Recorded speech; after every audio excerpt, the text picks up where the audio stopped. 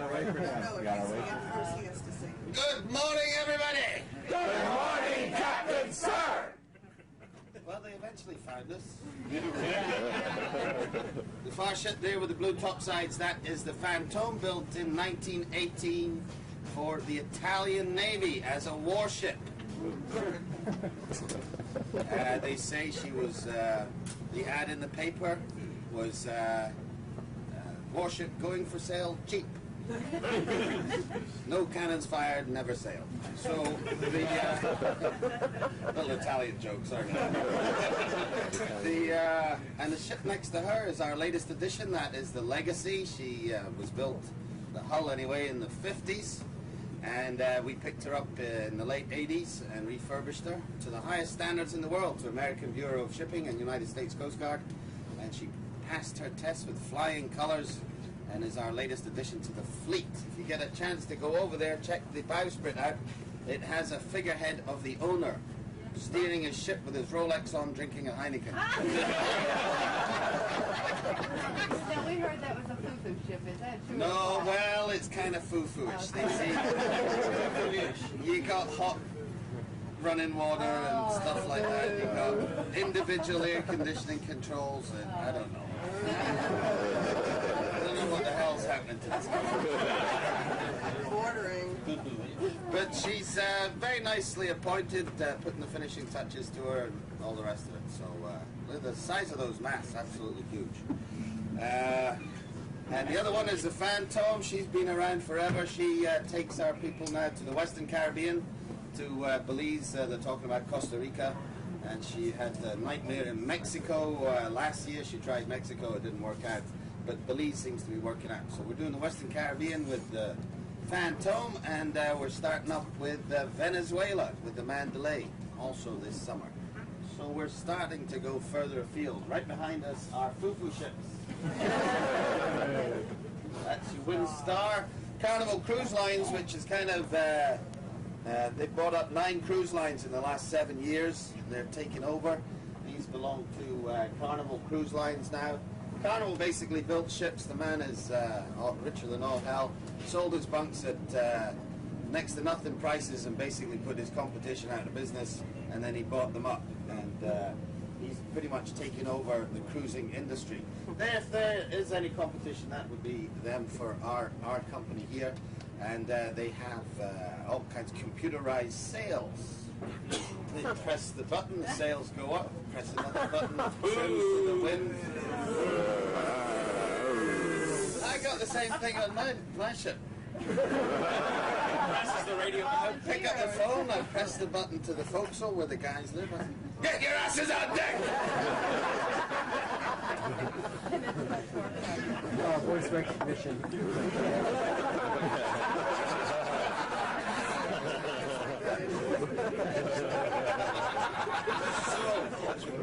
What are we going to do here in St. Mark's? Now I've got some bad news for you.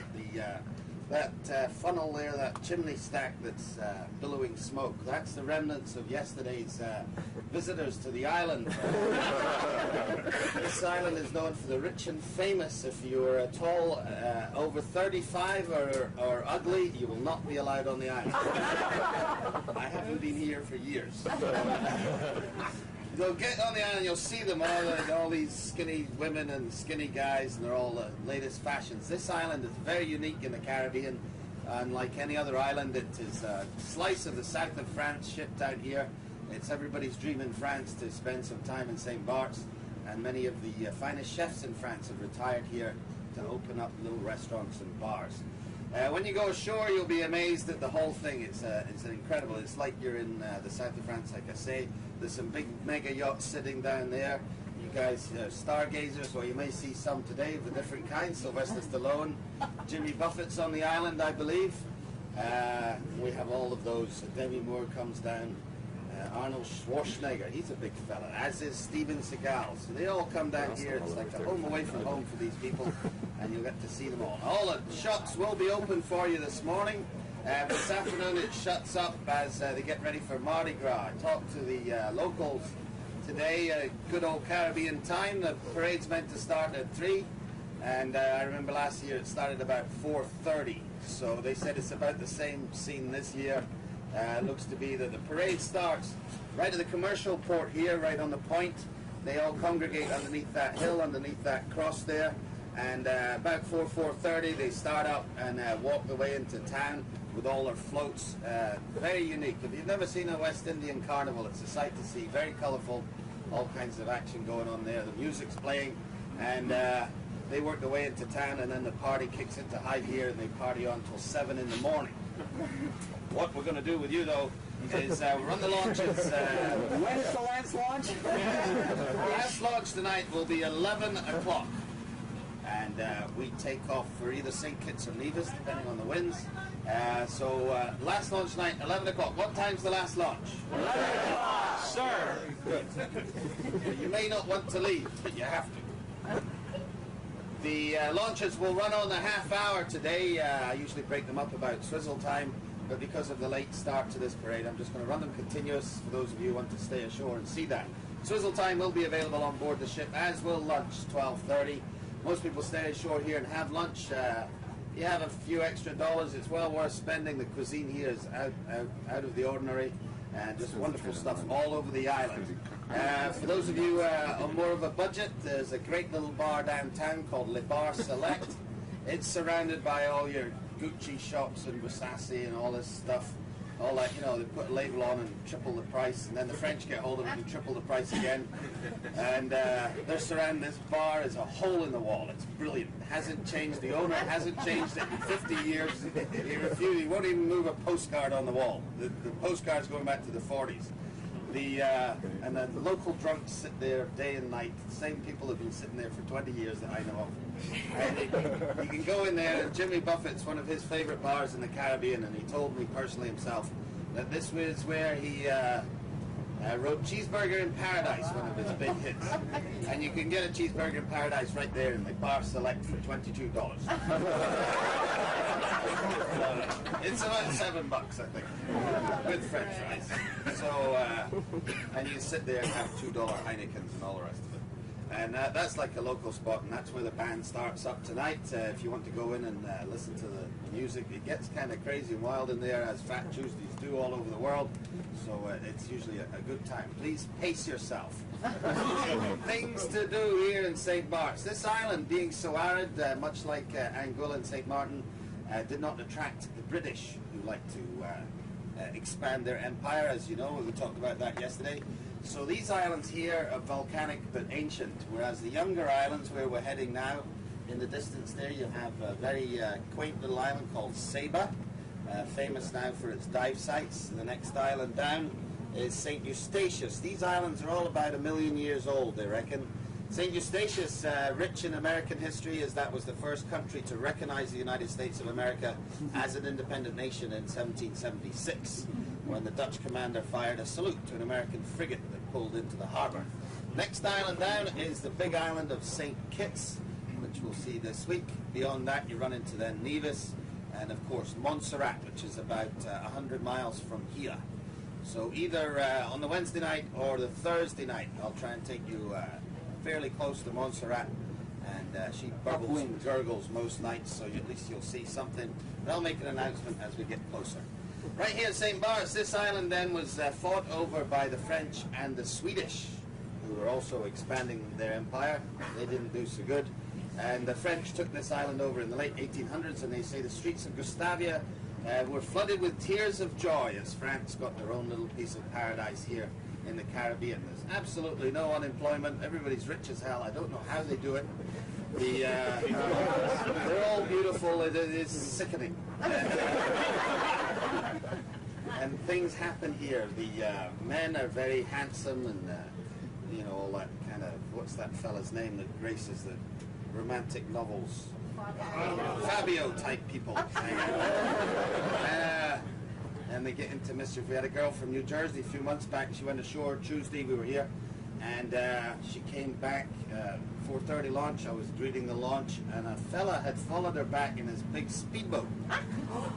And he starts circling the ship, declaring his unbound. Oh la la, do not leave me. I cannot spend another minute without you. And the poor girl was all a dither.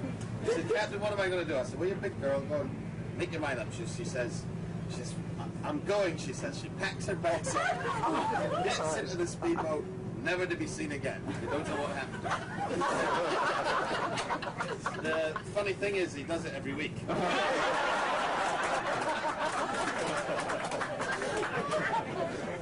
And the women are devastating out there, and one of the treats of my life, I've now just turned 40 and I'm turning into a 30-year-old man, is they have a volleyball team, and they congregate on one of the beaches, these 19-year-old girls with no clothes on playing volleyball. Well, buddy, I don't know about you, but being a lesbian, it's... The beaches here are very French. They'll all be topless, so if that kind of stuff offends you, there you go. Dinner on board the ship, I'm going to give you a buffet. So snacks and swizzles at 5 o'clock. We'll start the buffet up about 7 o'clock for those night revelers who want to go in and do the thing. And then last launch 11 o'clock, and we'll set sail about 11:30 tonight. Weather forecast I got on the internet yesterday and chased up the 4-day forecast, which looks very promising at the moment. So I'm hoping that holds up. We have a big high pressure sitting over us at the moment, and a low just coming off Carolinas, but doesn't seem to be packing a punch. So it looks like this weather is going to stay with us. If you watch this plane, this is one of the worst airports in the world. The pilots have to wear brown trousers when they come in here. One of the shortest commercial runways in the world, and also the coming in that cut in the mountains, they get so low that some of the taxi drivers on the island have tire marks on their roof. True story. And he comes in there, one of the fun things to do is stand up there and watch them land, and you can just about touch them.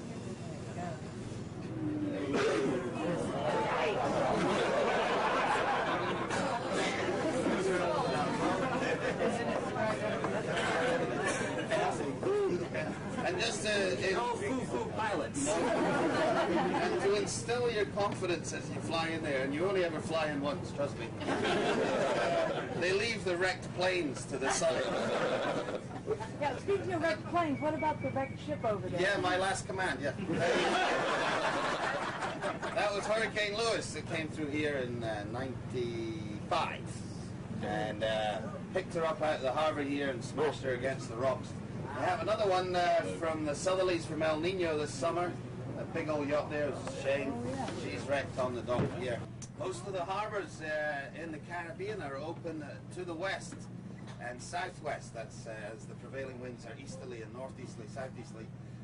So this El Nino, which is thumping California at the moment, has been giving us a hell of a time here, because sometimes the wind sets up from the southwest and all these harbors get wide open to it, and it sits there. It blew for 7 days out of the southwest here a couple of months back, and they had 8-foot waves rolling into Gustavia, which just caused havoc, obviously, in the island. So, but the one good thing about El Nino is, because it sets up those westerlies as the hurricanes start to form in the summer, June, July, August time, it knocks the tops off of them. So last year we only had to contend with one hurricane, which is unusual. Usually you average between 8 and 10 either tropical storms or hurricanes coming through this part of the Caribbean, which is known as the hurricane belt. And Captain Max, long-time captain of the fleet, seems to attract them. I've written office a number of times suggesting that they fire him in hurricane season, but so far they haven't. But he has all kinds of stories, because they seem to head for him, and I'm usually on the ship next island over. And what was his story from Bertha 2 years ago? Was they don't run to sea. The Polynesia runs to sea. She's a North Atlantic fishing vessel, as most of you know, so she can handle herself in heavy seas. Whereas the Flying Flag, she's not so seaworthy for the big seas, so they tie her up to an anchorage in BVI's, and Max was on board, and they put the anchor chain down and tied to a big concrete pillar down there underwater, and they ride out the storm. Well, the storm went right over the top of it, and it was blowing about 110 miles an hour. The eye of the storm went past the ship, and as only Max can, he got himself a deck pad out and ordered a Heineken from the bar and got his favourite book. And in the middle of the hurricane, in the eye of the storm, perfectly calm, sun shining, Max is sunbathing. And about 45 minutes later, the other side of the storm hits and all hell breaks loose. The ship survives. Max has another story to tell. From that is a story about the cat, Isis, on the Flying Cloud. Sailors traditionally had cats on board for one for rodents and two for weather predicting. Cats are very sensitive to the weather, so the sailors would watch the cats and see if it would help them tell the weather, and he's absolutely convinced it does, because Isis was sleeping on the photocopier in the bridge on the Cloud when the eye of the storm passed, and the cat leapt off the photocopier, landed on the deck and let out a screech, and both ends of the cat opened up at the same time, throwing up, capping all over the place. Awful. So Max goes, it must be true about them telling the weather forecast, he said, because when the bottom dropped out of the barometer, the bottom dropped out of the cat.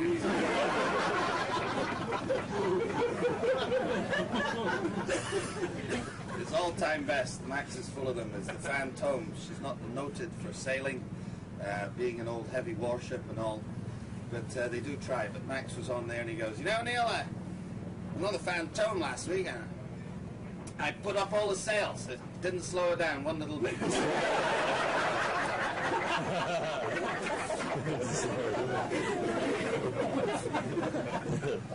So everybody's got the picture today, right? Lunch on board the ship, snacks and swizzles, dinner buffet style, 7 o'clock, and all hell breaks loose in town about 4 o'clock this afternoon.